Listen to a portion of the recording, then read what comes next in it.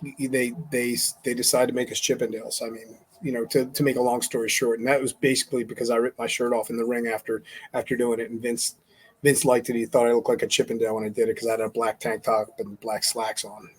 So the whole Chippendale and Dicks thing, that was Vince's idea.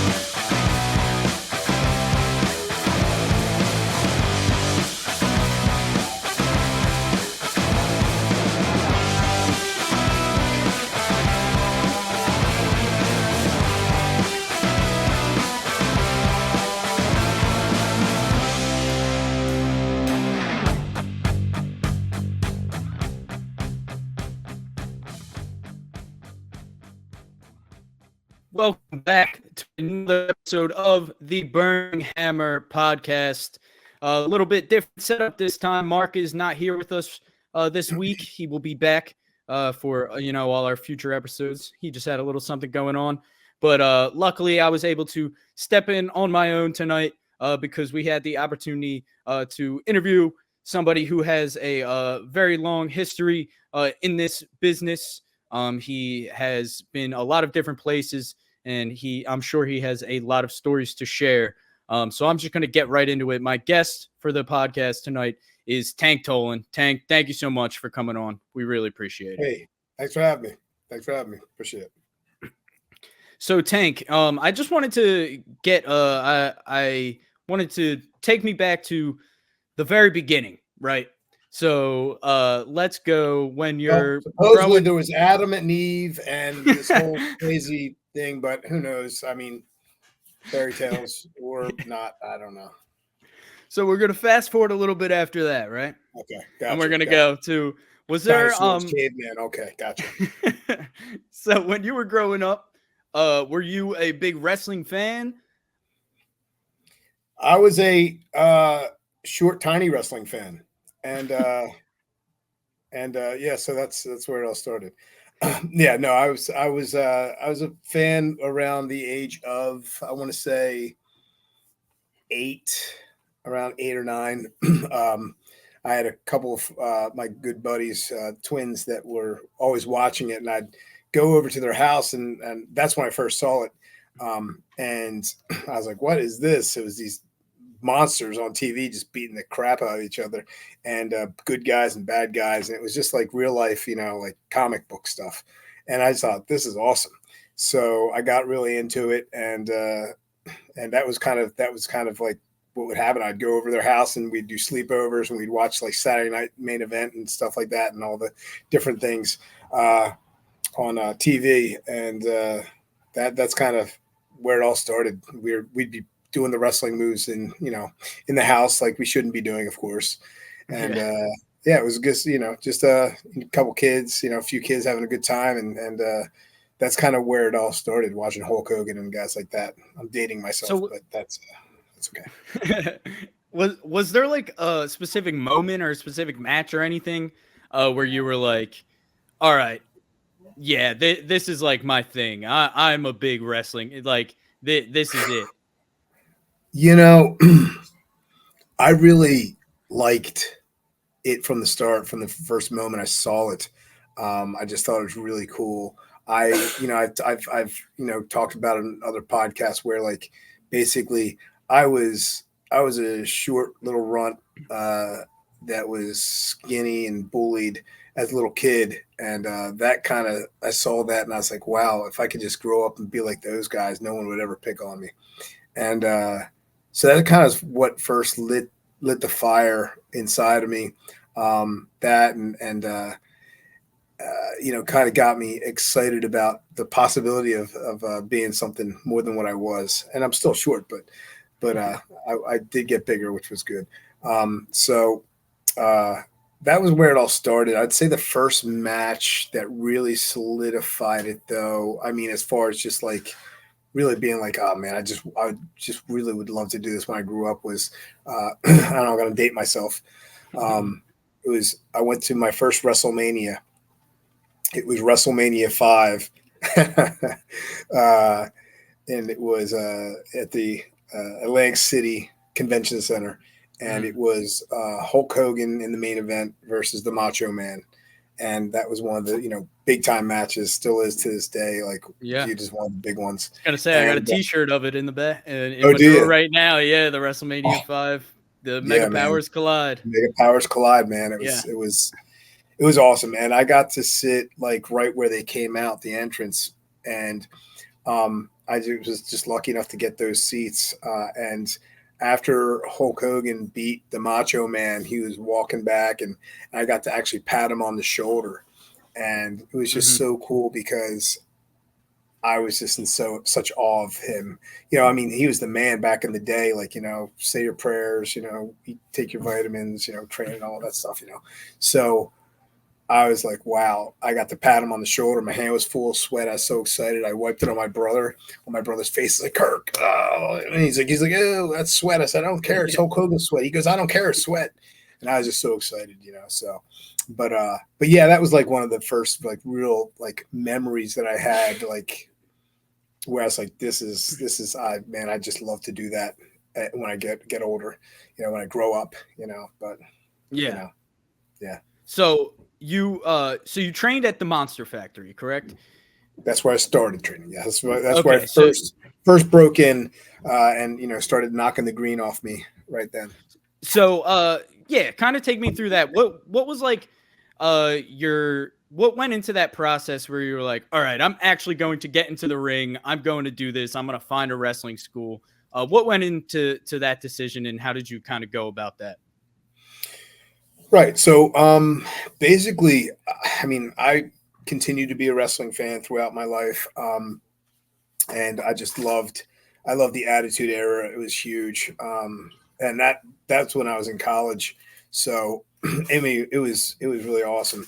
I was going to Westchester University studying teaching for phys ed and health, and I was still like, I had friends in the dorms, and we'd be watching it, and then we'd watch it over, we'd tape it, and we'd watch it and watch it and watch it and watch it. And I was like, this is done on Monday Night Wars, so I was watching, WCW versus WWE at that time, and I was really loving all the luchador and cruiserweight stuff because I wasn't like a tall guy, but I was a big guy. But like I was loving like all the Rey Mysterio stuff. I was loving like Eddie Guerrero. I was also like loving Chris Benoit for his intensity and technical abilities, and Chris Jericho, and just so many of the other guys that weren't necessarily the biggest guys.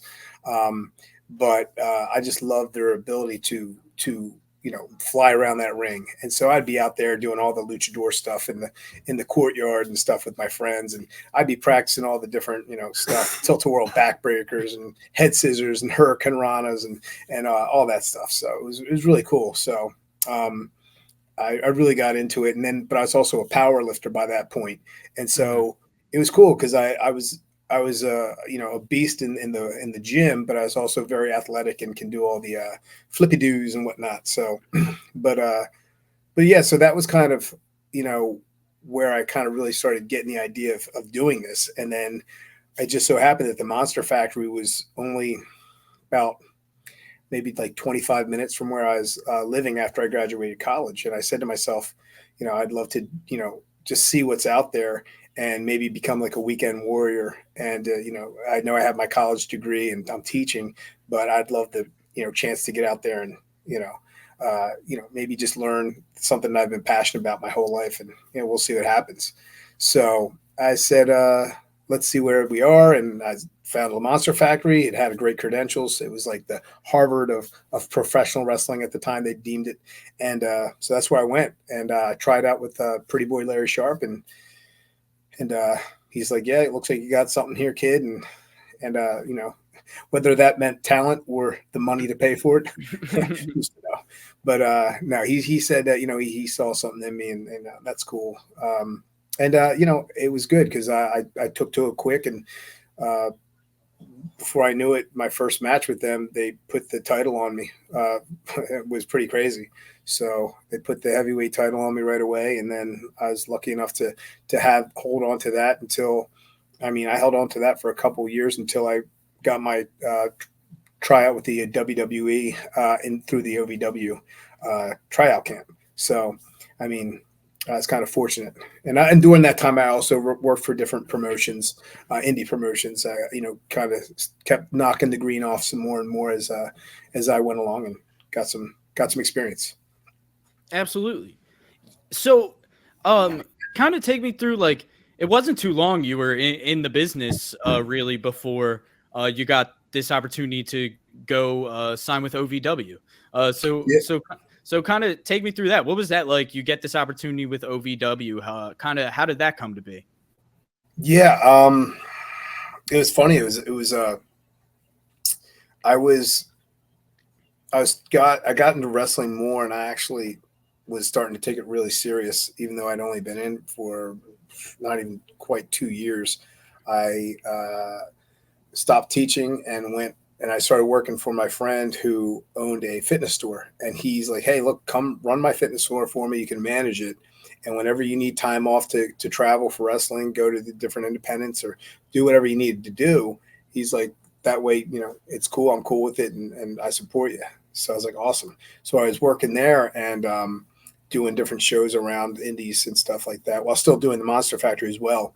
And I was looking online, and they had the first ever WWE tryout camp at OVW, which at the time OVW, Ohio Valley Wrestling, was the developmental territory for the WWE.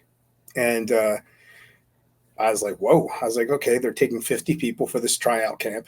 And I was like, oh, I'll send in my resume and see what happens. So I sent in all my stuff, and the funny thing is I had this weird feeling that, like, I was like, I wonder if they got it, because I never heard anything. I was like, I know, I'm sure there's a lot of people, but maybe maybe I wasn't picked. So, but I was like, let me call. And so I called up, and I spoke to Danny Davis's girlfriend at the time, Julie, who's now they're together, married, and all that. But anyway, and she's like very polite and nice. And I said, hey, I was like, I just wonder if you received my stuff. And she said, no, we didn't. I said, oh my gosh. I was like, I just had this weird feeling. Like, and she's like, I was like, I know the deadline's tomorrow. If I overnight it to you, can you just at least take a look at it? She said, yeah, sure. I said, okay. So I sent it overnight, which I'm glad I did, because who knows where I'd be right now. Probably not on this podcast, but yeah. So I sent it to him overnight, and I called her the next day. I was like, hey, did you get it? Yeah, we got it. She's like, you look great. She's like, I'm going to show the guys, and we'll let you know.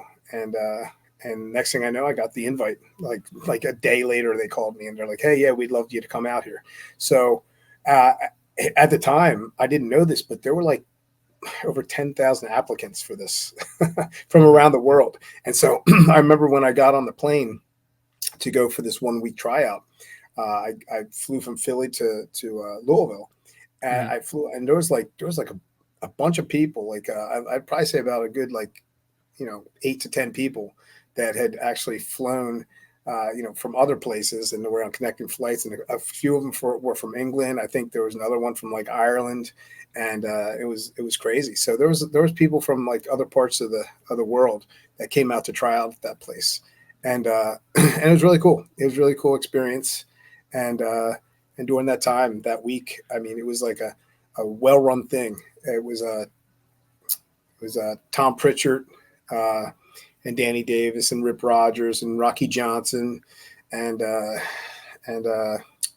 of course Jim Cornette.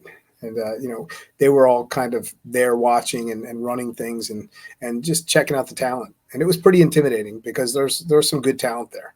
I wasn't sure, what would happen, because at the end of it, and I felt it went really well for me. But at the end of it, they're like, hey, look, we're not sure how many people we're going to take. It depends on how many people we need. But there was 50 people. Out of 50 people, they took 12 people, and I was lucky enough to be one of them. So I'm just running along. Hey, by the way, you might not know this about me. I talk a lot, so you can just cut me off. Nah, you're good, man. It's so when you were in OVW, I know you had you were in a couple different tag teams, if I am correct. And then you eventually kind of went off and had a successful singles run after that in OVW, maybe it was before, but I think it was after. kind of take me through. So you form this tag team, and then it's I'm assuming the first time you've ever been in a team, because you were, you were at the Monster Factory. You're kind of, like you said, you were kind of pushed to the top of the card right away. So you're kind of carrying around their title for them, and then you're going to all these different independent promotions. So was tag team wrestling something that was always kind of in your mind, like something you'd like to get into? And how did that? How did you feel when you were like, all right, they want me to be in this tag team. I'm gonna do the best I can with it. Starting with down there in OVW. Yeah. When I very first started, I was singles wrestling for Monster Factory, but I did actually start to get some tag team experience when I was working for a promotion called Phoenix Championship Wrestling, PCW, which was out of the Toms River, New Jersey area, who was ran by Donnie B, 80s Donnie B, who is Mike Bucci's, who Simon Dean in WWE. It's his twin brother. He ran a promotion, and he put me in a tag team with another guy named Mike Preston, and we were. I was, and they decided to call me Titanium Tank Toland, and because he was Platinum Mike Preston. So we're together. We were called Precious Metals, which was kind of funny to think about that. That was basically the first tag team I'd ever been in, and it was cool. It was a lot of fun. And I got to kind of dive into that a little bit. I will say, like, there's definitely cool things about being in a tag team, and cool things about being a singles wrestler. What do I prefer? I prefer singles wrestling, even though the majority of my career was in tag team when in the major settings. But yeah, I mean, it was, they're both great. They're both fantastic. They both have their places, and they're both different. They're both different. They both have like different psychologies, and and there's like some great things to both of them. So yeah, but I'm not sure if I answered your question or not. No, you're good. So, so you're doing tag team wrestling in OVW, and you find out you're going to become the OVW tag team champions. Oh yeah. So what was that like? Kind of, in this more major organization than you've ever been in before. You're now here. It's WWE's developmental, and you're about to win some gold. Kind of take me through that, and what was that feeling like? Yeah, I mean, it was crazy because, like I said, like I was lucky enough and to be given the opportunity right from the start with the Monster Factory. How quickly they wanted to start using me, and they had confidence in me. And when I got to OVW, it was the same thing. I mean, when I got the call when I got the call that I was being invited back that I was being invited to be part of that and to work on getting a developmental contract. I mean, Jimmy Cornette called me up, and when I heard his voice, and I just lost my shit. I was so psyched. And when I got there, once again, they put me right on TV. First match against for the title against Doug Basham, who was their OVW champion at the time. And it was, it was nice. I mean, I didn't win the match, but they shined me up real nice. They made me look good. They gave me, they didn't just, squash me or anything. They wanted to make it look like, hey, here comes a new competitor who's got a shot at doing something, which was really cool. And that was a big pat on the back and a real, boost of confidence that they believed in me right from the get-go. So the first match was against Doug Basham, and then the very next week was against Randy Orton. He came back. He was actually coming back from rehabbing his shoulder. And so, it was another one of those matches where they gave me a lot. They made me look good. I lost, but I still looked really good. Like, hey, this guy's he's not winning, but he's putting up a fight, and he looks like this guy's got some ability to, step it up.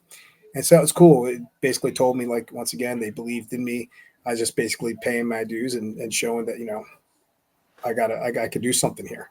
And which was cool too, because, Randy Orton, he was just coming off an injury, and to put someone new in there with him, I did not want to hurt that guy or accidentally injure him and somehow. So, I mean, like it was cool that they did that, and they gave me the opportunity to work with two other top guys at the time. And then the next thing I know, Nova, who was Simon Dean and the company, he was in a tag team at the time called Adrenaline, and he got injured. He hurt his knee, and he had to have surgery. And so, me being a Jersey boy and him being a Jersey boy, we knew each other. I worked for his brother at the promotion. So Jim Cornette said, "Hey, why don't we just make it that, you're his boy from Jersey, and you're going to step in while you're healing and, take your place and, blah, blah, blah." So that's how I became part of Adrenaline. And the next thing I know, we go out there and wrestle for the OVW Southern Tag Team titles versus Lance Cade and Mark Jindrak, and which are two, guys at the time that were really good workers, and both had a lot of wrestling ability and credibility already. Jindrak had already been in WCW, and Lance Cade, he was a phenomenal wrestler. But yeah, so I mean, next thing I know, we're winning the tag team championships from them, and I mean, it was a whirlwind, man. I mean, just to be able to go in there and all of a sudden, like, be blessed enough to get that opportunity was amazing. So, I mean, and then all of a sudden, like, here I am being thrust into the tag team big time, because now we're the top baby faces and we're tag team champions. And luckily enough, I had already had a little experience with tag team, but I was about to be opened up to what it really was and the whole world of it because of Jim Cornette. Because Jim Cornette, I mean, if you're going to learn tag teaming, who better to learn it from than Jim Cornette? I mean, he's an encyclopedia of wrestling, and when it comes to tag teams, there's no one better as far as knowing how to work matches and get over and just be phenomenal. Yeah. So you're there in OVW, right? And you win the tag team titles, and then a little bit later on, you branch off solo, and now you get this opportunity. Like you said, you prefer singles a little bit, and then eventually you become the OVW heavyweight champion.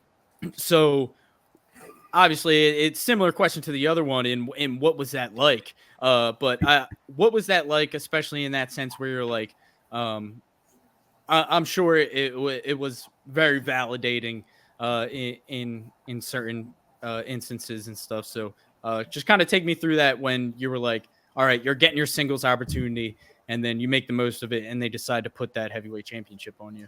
The funny thing was that all happened while I was injured. I was actually injured when that whole thing happened. I had torn my bicep, and what had happened was I'd done the heel turn on my partner Chris Cage from the tag team Adrenaline, then became part of the Tolands, which they signed this guy Chad Wick, who had a similar build, similar look, and basically they said, "Hey, we'll just put these guys together." So they had me turn heel and become part of them. He's supposed to be my cousin and all this stuff, but during that time, that's when I hurt myself actually, and I tore my bicep. And I never forget, because I remember I tore it on a Wednesday at a TV taping, and then on Friday, the WWE with Stephanie and the writers and all these people were coming to look at the talent. And I said to myself, "There's no way I'm missing this, torn biceps or not." And Tommy Dreamer at the time was the was the guy that was basically taking over for Tom Pritchard with talent relations, and basically, so he was there when we were doing this. So I went and I had a couple matches during that day when they were there watching, and cut a couple promos, and I felt good. I felt like I really did really well. And I remember I was in the back getting a drink, and just thankful that I got through it with my arm, torn bicep and everything. And I remember Tommy Dreamer came back to me. He said, "Tank," he said, "man," he goes, "Stephanie loves you. She wants to bring you up now."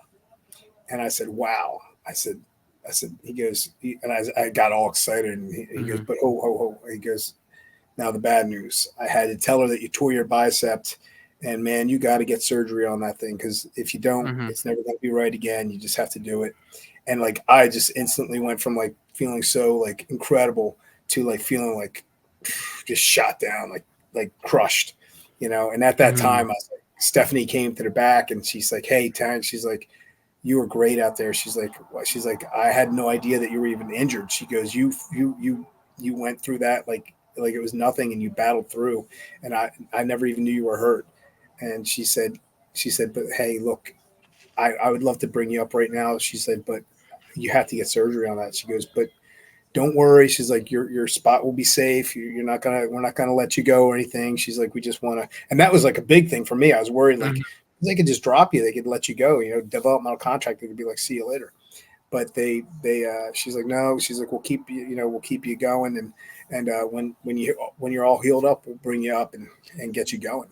And so like, it was crazy, because here I am, I got this opportunity, and then all of a sudden, like, I get, the heavyweight opportunity while I'm injured, which was crazy. And so it was great though, because I never even missed a TV match, because the whole time I played the whole thing up like I got attacked in the back, and I came out with a neck brace on, and I'm on a cast and all this stuff, and in a wheelchair. And so I just got to really work on on my mic skills and my promos and my character. So that was really cool. So that's what I've heard a lot, like of wrestlers say that their mic skills like tremendously improved the first time that they suffered like a serious the first time they suffered an injury that made them kind of take some time out of the ring.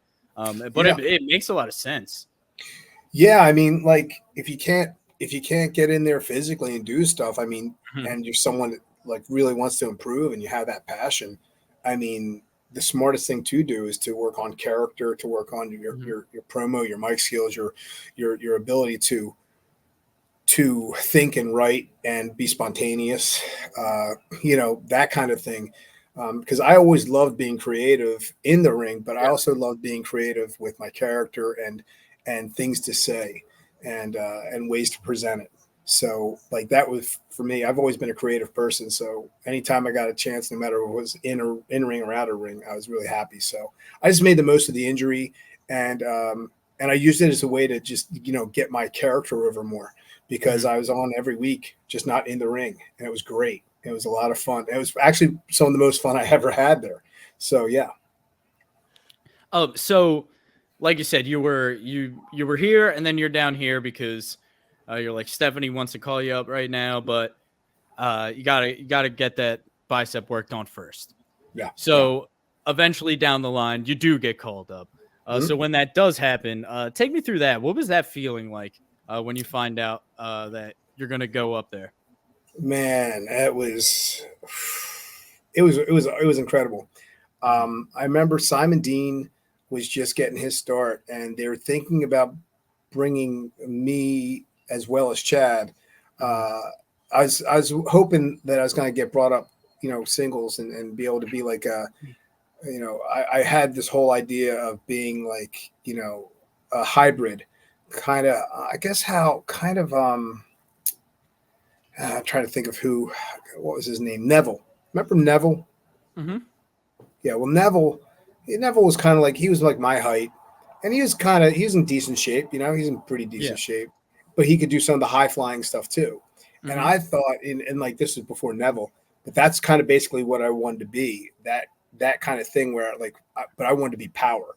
I wanted to be a power guy that could also fly and like, be a pit bull, not the biggest dog in the fight, but you're going to have to kill me to beat me, So, that was kind of like what I wanted to do. But, they brought me up they brought me up with Chad, and I thought to myself, okay, all I have to do is, get through this for a little bit, and then maybe I'll get my own opportunity to shine and prove myself as a singles guy, And so I was really stoked that I got the call to go up, and we were supposed to originally be Simon Dean's henchmen, like his lackeys, type of deal, two in shape guys, just real dicks, which we ended up becoming dicks. Yeah. But yeah. So they had to start running out from the crowd after matches and just take out people. You know, whoever won, we just take them out and boom, boom, boom. And so after a few times, it's like, you know, they decide to make us Chippendales. I mean, you know, to make a long story short, and that was basically because I ripped my shirt off in the ring after doing it, and Vince liked it. He thought I looked like a Chippendale when I did it because I had a black tank top and black slacks on. So the whole Chippendale and Dix thing, that was Vince's idea. So, but to answer your question, man, when I got that call, I'll never forget it. We got called to go to Corpus Christi, Texas, and it was actually not. It was only like not too far from that. It was like around October 6th or something like that. And it was amazing, man. I was so psyched to get that call to go up and get the opportunity. So, you know, I didn't care if it was with Chad or by myself. I was just happy to at least get the opportunity. Yeah, absolutely. I mean, it's a dream for so many. So I think you have seriously you know, a great outlook for just like in that situation where you said it might not have been the most ideal situation, but you were going to try to make the most of it because this was your opportunity. And you're kind of take me through what was it like what are some of the biggest things that you've learned through your time during your time up there on the main roster in WWE? Oh man, I learned a lot in the business in general, and a lot of what I learned was way before I got to WWE. What I learned when I was up in the WWE, because of the time that I was there, which was the time that I was there is kind of a shitty time to be there with the locker room environment, and a lot of guys will tell you that. Actually, a lot of guys will tell you that. Just a lot of negative energy and a lot of cancerous type people, unfortunately. But one of the things I learned was first thing you want to do is make sure you know what kind of mood Vince is in. You want to know if he's in a good mood or a bad mood. All right. So if he's in a good mood, you see him, you go right up to him, you shake his hand. You never know. Who knows? Maybe they'll say, I like that guy. Let's give him a raise. Let's give him a shot. Let's give him a run. You know, you don't know. Or if he's in a bad mood, you just want to try and disappear and make sure he's not seeing him. Because on the other foot, he might. Why do we have this guy around here? Get rid of him. We don't need him. You know, so you just don't know. So you always wanted to make sure you found out what kind of mood Vince was in. And then the other thing was just kind of like, you know, just try and fly below the radar. Below the radar. Just try and get through the day each day that you're there without catching heat, which for me, I had no problem with it. The only problem is my tag team partner. Man, he was God. I swear he was heat seeking, man. The heat was just nonstop with him. So that was kind of tough when you're just chill and you want to just, you know, you just want to do your thing, get in, get out, and just not cause too much craziness. Just get on everyone's good side. He was, man, it was just the opposite with him, and it was rough. It was tough, man. But so what I learned was find out the mood that Vince is in, fly under the radar, try not to piss anyone off, and you know, try not to end up in wrestler's court, which I wasn't successful with that either. I ended up there because of my tag partner, and just try and make the best of it when you're there, and if you get ribbed. If you get, you know, if they're ribbing you, they're hazing you, whatever, just go along with it, man. Just run with it. So, yeah. Could you tell me what's like what was the hardest part about being up there, making that transition, going from, you know, not only working OVW, but, you know, working other promotions to then now you're in WWE. What's like the hardest part in that difference being up there? Yeah, I mean, like, it was a tough transition because, and I'll say that I've said this many times, but OVW was an incredible time to be there. It was an incredible atmosphere. It was incredible, like, learning experience in and out of the ring. it was a family. We've truly OVW. The guys in there were, we were just family.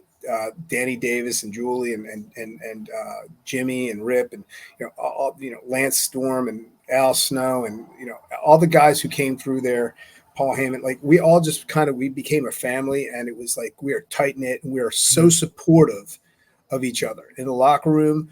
We are always like being respectful and being there for each other and critiquing each other and trying to help each other to become the best we could be. To have the best matches, the best stories, and to have the best show, and to really just give the fans something great, and for us to become the best we could be. So to go from that atmosphere of like positivity and fraternity, family, to the WWE locker room, all of a sudden you go up there. Now everyone is really just worried about keeping their spot on the program, and just hoping they get television time.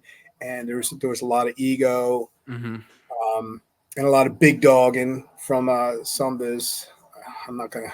You don't curse on your show, so I'll probably try and not do that. But let's just say less than savory characters.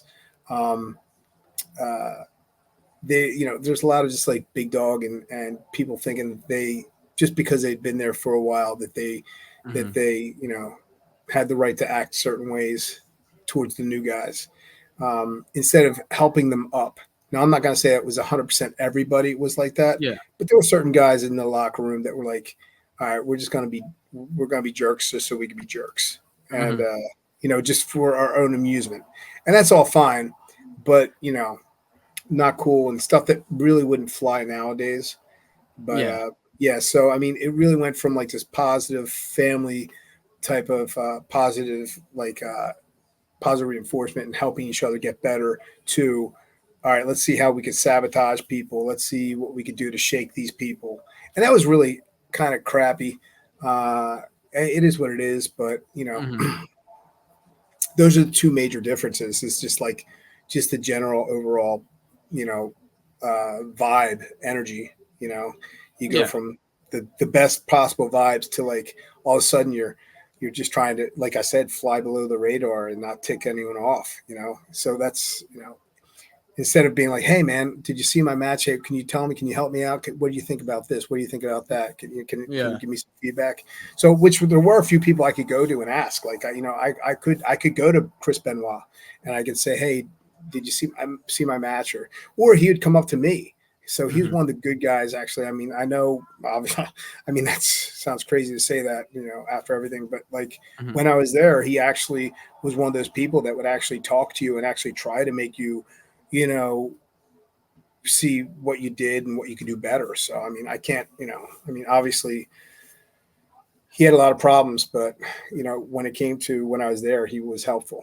And there was some other guys that were like that too. So at least there was a few of them out there that would be wanting to help you. Yeah. I mean, speaking of that, is there like anybody else?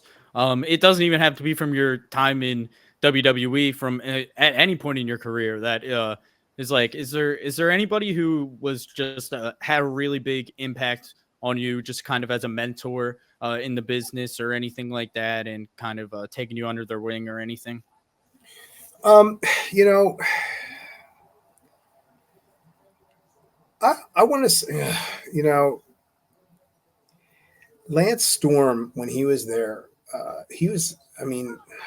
when I watched Lance Storm as, when I was in college and he was in WCW, it was just like, I was always like, I just felt like sometimes he was just like, I appreciated his work because he's so smooth, but I was just like, I didn't realize just how good he really was until he became our trainer for the contract class. And it was crazy because he's so good and so smooth.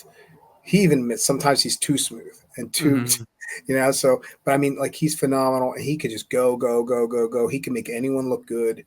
And I really appreciated how well he worked and how well he taught. And so he was someone that really had a big impact on me when I was there, and he was very positive.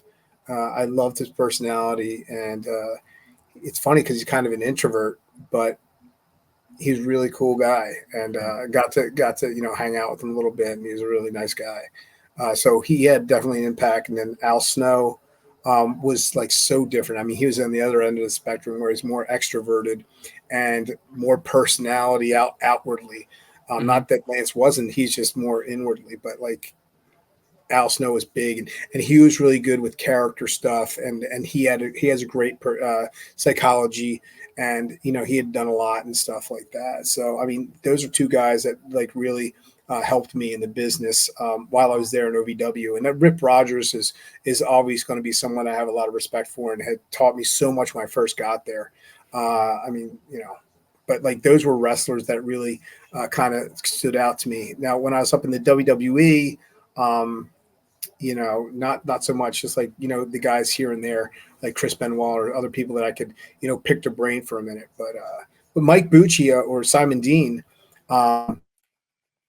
I mean, like from the day I got there, he was always trying to help me. So, I mean, he was cool, and we became good friends. And, he's still to this day, someone I talk to here and there. And I have a lot of respect for him and what he's done in the business. And he's someone that, he wasn't the biggest guy, so he didn't always get the best opportunities.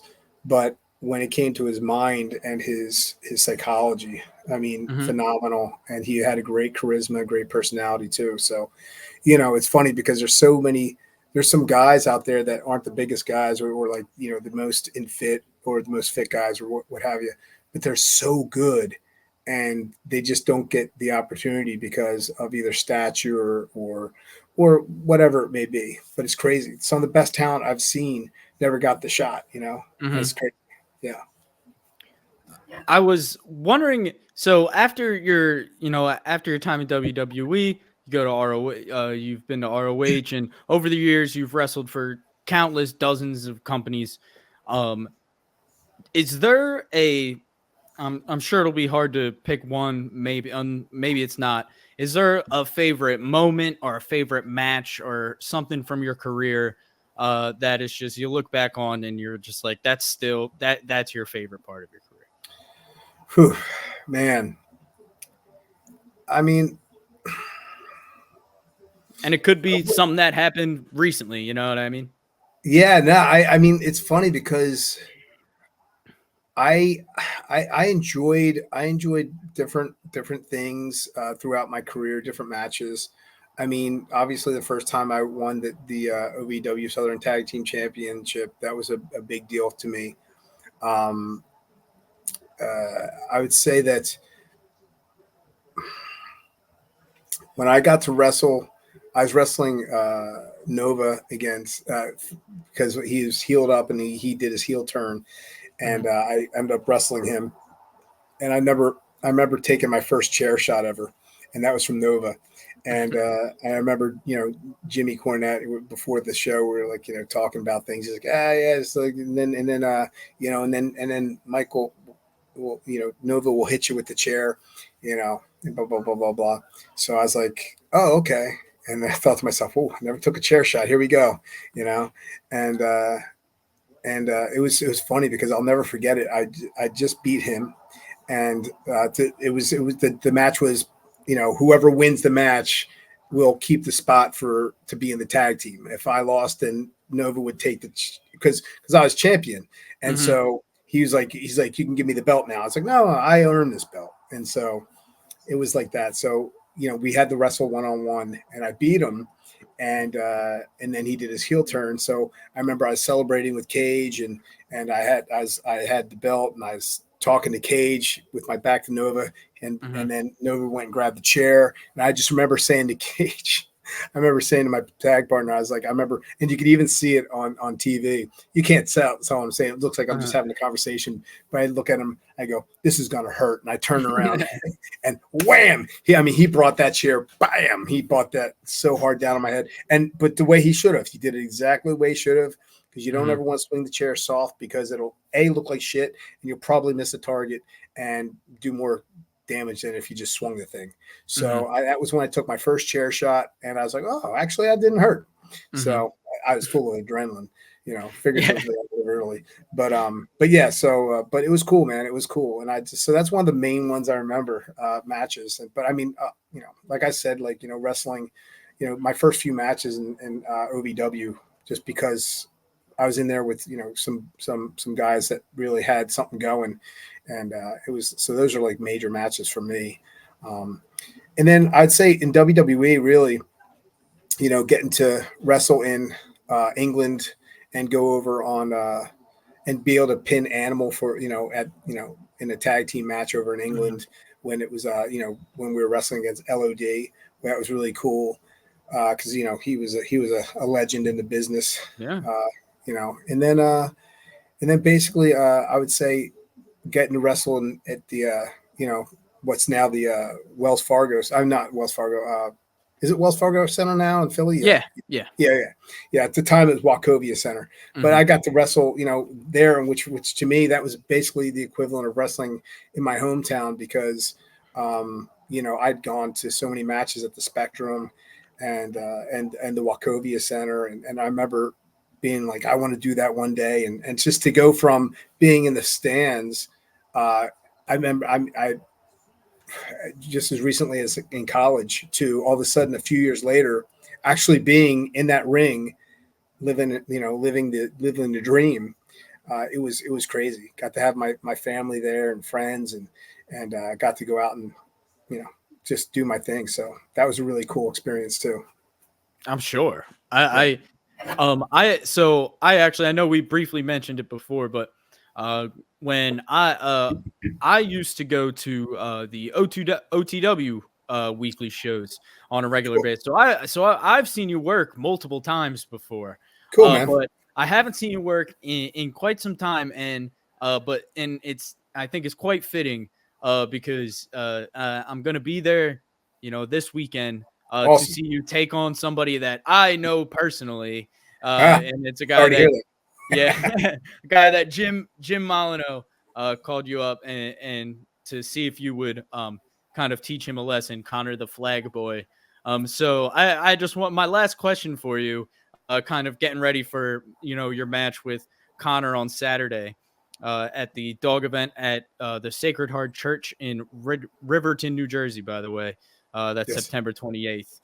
And how do you handle a guy like Connor? You know what I mean? A young guy who's just breaking into this business, who really needs to kind of get his ego put in check. What's the best way to kind of handle a guy like him? Some people you just can't talk to. Sometimes, you can talk to people. Sometimes you have to show people. So I think he's going to earn his education in the most physical of ways. There's no doubt about it. He's got a big mouth and a big chip on his shoulder. So, and I said it, I already told him, I said, you bring your big mouth, because I'm going to take that big chip and shove it right down that throat. And because first off, Jim is a good friend of mine. All right. I have a lot of respect for Jim. I've known Jim since around 2000. So a long time. He's someone has done a lot in the business, done a lot for the business, and he's just doing the best he can right now. And so for some young, brash, little arrogant snot to come in thinking that he deserves respect right off the bat, you got to earn that thing. You got to earn that respect. We all have to earn it. I had to do it. Everybody has to do it. So you think you can just come in here and run your mouth and, say you want this, you want that, you deserve this, you deserve that. What you deserve really is a real good ass kicking, which is what I'm going to be giving to you come this Saturday. So get ready for that. Yeah, and I'm looking forward to it. Yeah. Hey, There look, you I'm a have it. teacher. I'm a teacher. And whether it's in the classroom or in the ring, school's in session. Yep. And you're about to have There you have it. Connor the Flag Boy has been officially put on notice. And I don't know if you saw that he challenged you to a flex off. I don't know if that was if that's something that is even worth answering on your end, but we'll see. We'll see if that's even worth your time. I don't know. Yeah. Oh, let me stretch. Oh, I don't know about that. We'll see. We'll see. So you can catch Tank, teaching a lesson to Connor the Flag Boy this Saturday, September 28th. Dog will be in Riverton, New Jersey at the Sacred Heart Church. Tank Toland will be in action. There's going to be Breaker Morant is going to be in action, the Dog heavyweight champion, and there's going to be plenty of other great matches, as well as we're going to be there. The Burning Hammer Live will be there, live streaming our reactions to the entire event. And we're very excited to take our this new partnership that we have with Dog to the next level and finally get there in person at an event. Tank, thank you so much. Seriously, it was really a pleasure. And I can't thank you enough. And I'm very excited to meet you on Saturday and have you teach Connor a lesson. Yeah, thanks for having me, man. I really appreciate you having me on, and it was a good time. Look forward to Saturday, and it was a pleasure talking to you, man. It was a good time just shooting the shit. Yeah, absolutely. Thanks again, Tank. And with that being said, guys, we'll catch you next time.